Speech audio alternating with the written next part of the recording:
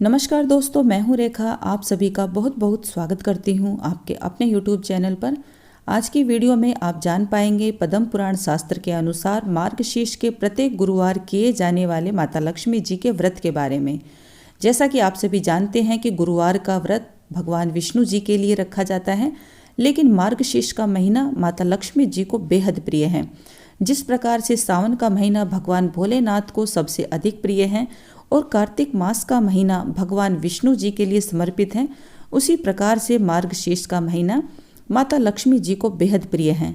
पद्म पुराण शास्त्र में ऐसी मान्यता है, अगर कोई भी व्यक्ति मार्गशीर्ष के महीने के प्रत्येक गुरुवार का व्रत रखता है अपनी किसी भी मनोकामना को लेकर, तो उसकी समस्त मनोकामनाएं पूरी होती हैं। मार्गशीर्ष के महीने में 4 गुरुवार या 5 गुरुवार के व्रत ही आपको करने को मिलते हैं और अंतिमवें गुरुवार को आपको इस व्रत का उद्यापन करना होता है। बिल्कुल वैभव लक्ष्मी के व्रत की तरह ही इस व्रत का उद्यापन भी किया जाता है। 7 सुहागिन स्त्रियों को बुलाकर मीठा भोजन कराकर उनको दान दक्षिणा देकर इस व्रत का उद्यापन करना होता है। मैं आपको बताऊंगी महालक्ष्मी व्रत की पूजा विधि। अगर आप मेरी वीडियो पर मेरे चैनल पर आज पहली बार विजिट कर रहे हैं तो मेरा आपसे अनुरोध है, वीडियो को पूरा देखिए, पूरा सुनिए। अगर आपको मेरा यह वीडियो थोड़ा सा भी पसंद आए तो इस वीडियो को लाइक और मेरे चैनल को सब्सक्राइब अवश्य करें, बेल आइकन को भी प्रेस कर लें ताकि पूजा पाठ व्रत त्योहार की सभी वीडियो का नोटिफिकेशन आप देख पाएँ सबसे पहले जब भी आप किसी व्रत को करते हैं तो शाम के समय ही आपको तामसिक पदार्थों का त्याग करना चाहिए, लहसुन प्याज का त्याग करना चाहिए। ब्रह्मचार्य व्रत का पालन आपको अवश्य करना चाहिए। अपने मुंह को अच्छे से साफ करके आपको अपने मन ही मन में व्रत का संकल्प ले लेना चाहिए, तभी आपको आपके व्रत का पूर्ण रूप से लाभ है वो देखने को मिलता है। सुबह सवेरे सूर्योदय से पहले ही आपको उठ लेना चाहिए और स्वच्छ जल से स्नान करने के बाद सूर्य देव को तुलसी जी में जल अर्पित करने के बाद आपको अपने व्रत का संकल्प लेना चाहिए। कहते हैं कि किसी भी व्रत को, पूजा पाठ को हम करते हैं, अगर उस व्रत को संकल्प के साथ ही हम पूरा करते हैं तो निश्चित तौर पर हमारी मनोकामना पूरी होती है। संकल्प लेते समय आप अपने दाहिने हाथ में थोड़ा सा अक्षत, गंगा जल और पुष्प लेकर आपको अपना नाम, अपना गोत्र, दिन, तारीख, महीना, शुक्ल पक्ष है या कृष्ण पक्ष, ये सभी बातें बोलकर और अपनी मनोकामना बोलकर ये सभी चीज़ें माता लक्ष्मी जी के समक्ष ही अर्पित कर देनी चाहिए। इसके बाद आपको अपने व्रत की पूजा विधि है वो शुरू करनी चाहिए। जहाँ पर भी आप पूजा कर रहे हैं सबसे पहले उस स्थान को अच्छे से साफ कर लें। चावल को पीसकर उसका घोल बनाकर अष्टदल रंगोली बनाने अगर आपको बनानी आती है। अगर आपको रंगोली बनानी नहीं आती है तो आप स्वास्तिक का चिन्ह भी बना सकते हैं, अष्टदल बना सकते हैं, माता लक्ष्मी जी के पैर भी बना सकते हैं, कमल का चिन्ह भी बना सकते हैं। जितनी भी रंगोली आपको बनानी आती है वो आप अपने घर के मुख्य द्वार पर भी अवश्य बनाएं। ऐसा करने से माता लक्ष्मी बेहद प्रसन्न होती हैं।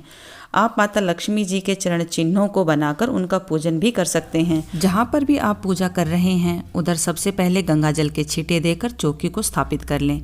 चौकी पर लाल या पीले रंग का कपड़ा बिछाकर भगवान गणेश जी, माता लक्ष्मी और विष्णु जी का चित्र, फोटो, मूर्ति जो भी आपके घर में है वो आप स्थापित कर लें। आप चाहें तो फूलों का आसन देकर या चावलों का आसन देकर उनको स्थापित कर सकते हैं। माता लक्ष्मी जी के दाहिने हाथ की तरफ और अपने बाएं हाथ की तरफ ही आपको कलश स्थापित करना है। इस पूजा में कलश स्थापना का विशेष महत्व है। अपने बाएं हाथ की तरफ और माता लक्ष्मी जी के दाहिने हाथ की तरफ ही आपको कलश स्थापित करना है। इसके लिए आप सबसे पहले चावल की ढेरी लगा लें। उस ढेरी पर आप चाहें तो स्वास्तिक या फिर अष्टदल बनाकर आपको कलश स्थापित करना है। कलश में 1 रुपए का सिक्का, हल्दी, सुपारी, दुर्वा, अक्षत, ये सभी चीज़ें डालकर आपको गंगा जल, शुद्ध जल से उसको भर लेना है।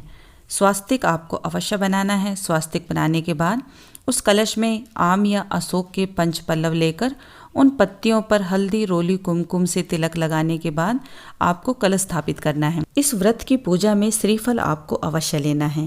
श्रीफल पानी वाला, जटा वाला नारियल को ही बोलते हैं, जो माता लक्ष्मी जी का ही स्वरूप है। कलश पर इस तरह से स्थापित करके इस श्रीफल की भी पूजा आपको करनी है। पूजा करने के लिए सबसे पहले आपको दीपक प्रज्वलित करना है। दीपक प्रज्वलित करने के बाद जल के छींटे देकर शुद्धिकरण का भाव रखते हुए सबको स्नान कराना है। इसके बाद हल्दी, रोली, कुमकुम से गणेश जी, विष्णु भगवान की, माता लक्ष्मी जी की विधिवत पूजा करनी है। धूप, दीप, नैवेद्य चढ़ाकर उनको भोग लगाना है। मौसम के अनुसार जो भी फल फूल आपको मिलते हैं वो आप लक्ष्मी पूजा में अवश्य ही शामिल करें। अगर आप आज के दिन माता लक्ष्मी जी को खीर का भोग लगाकर उनका पूजा करते हैं तो ये सर्वोत्तम होगा, क्योंकि माता लक्ष्मी जी को खीर का भोग बेहद प्रिय है।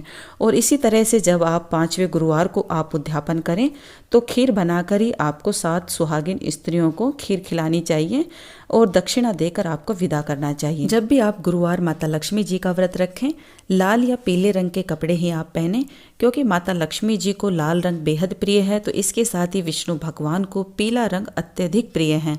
तो आप लाल या पीले रंग का कोई भी सूट साड़ी पहनकर इस व्रत की पूजा कर सकते हैं। जब भी आप माता लक्ष्मी जी को भोग लगाएं तो कोशिश करें कि चावल की खीर बनाकर, मखाने की खीर बनाकर या पंचमेवा की खीर बनाकर माता लक्ष्मी जी को आप भोग लगाएं। मौसम के अनुसार सेब, केला, पपीता का भोग भी माता लक्ष्मी जी को आज के दिन आप लगा सकते हैं। इस व्रत में कुछ जरूरी नियम हैं जिनका आपको पालन अवश्य ही करना चाहिए। जब भी आप इस व्रत को करते हैं तो 3 दिनों तक आपको ब्रह्मचार्य व्रत का पालन अवश्य करना चाहिए। बुधवार, गुरुवार और शुक्रवार तक आपको माता वैभव लक्ष्मी के व्रत के नियमों का पालन अवश्य करना चाहिए। आज के दिन झूठ नहीं बोलना चाहिए, किसी की निंदा बुराई भूलकर भी नहीं करनी चाहिए। सुबह की पूजा जब भी आप करते हैं तो सूर्य उदय से लगभग 2 घंटे के अंदर आपको कर लेनी चाहिए। अगर आपको किसी वजह से पीरियड्स आ जाता है, आपने व्रत का संकल्प लिया हुआ है, तो आज के दिन इस पूजा को आप अपने घर परिवार में किसी भी सदस्य से आप करवा सकते हैं। आपको केवल मानसिक रूप से व्रत रखना है, आपको पूजा नहीं करनी है। आपको मानसिक रूप से ही माता लक्ष्मी जी के मंत्रों का, माता लक्ष्मी जी के ध्यान का आपको स्मरण करना है।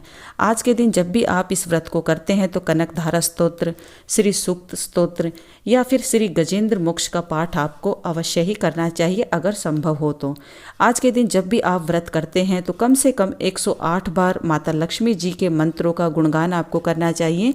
माता लक्ष्मी जी के 18 पुत्रों का स्मरण आपको अवश्य करना चाहिए। माता लक्ष्मी जी को अष्टलक्ष्मी माता भी कहा जाता है। आज के दिन माता लक्ष्मी के 8 नामों का गुणगान आप अवश्य करें। अगर संभव हो, जितना आपसे बनता है उतने ही माता लक्ष्मी जी की आप पूजा करें। ऐसी मान्यता है कि सतयुग की शुरुआत भी इसी महीने से हुई थी। इस महीने में पूजा पाठ, शुभ कार्यों का फल अत्यधिक आपको प्राप्त होता है। मार्गशीर्ष गुरुवार के व्रत का पालन आपको सूर्योदय से लेकर सूर्यास्त तक आपको करना है। मार्गशीर्ष के महीने का गुरुवार का व्रत जो भी रखता है, माता लक्ष्मी के संग विष्णु भगवान की कृपा भी अपने भक्तों पर सदैव बनी रहती है। सुख, समृद्धि, धन संपदा का आगमन आपके घर में होता ही होता है। नवविवाहित जोड़े जो भी हैं, लक्ष्मी नारायण की कृपा प्राप्त करने के लिए आज के दिन व्रत रखना सर्वोत्तम बताया गया है। आज के दिन जब भी आप व्रत करते हैं तो अगले दिन ही आपको सुबह सवेरे स्नान ध्यान से निवृत्त होने के बाद आपको अपने इस व्रत का पारण करना चाहिए, व्रत को खोल लेना चाहिए।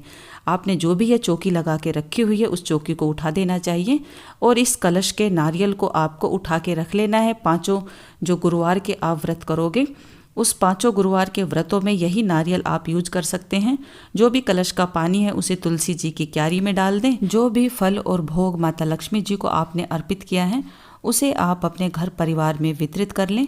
जो भी फूल आपने चढ़ाया है उसे तुलसी जी की क्यारी में डाल दें और माता लक्ष्मी जी का स्मरण करते हुए चौकी को उठा दें। माता लक्ष्मी जी का आप जब भी व्रत करते हैं तो पारण आपको अवश्य करना है। पारण करते समय आपको सूर्योदय से पहले उठना है। गौ माता को, पक्षियों को, चींटी को, कुत्ते को जितना दाना, पानी, चारा, रोटी आप खिला सकते हैं उतना खिलाइए और उसके बाद आपको नमक वाला शुद्ध सात्विक भोजन ग्रहण करने के बाद आपको अपना व्रत खोल लेना है।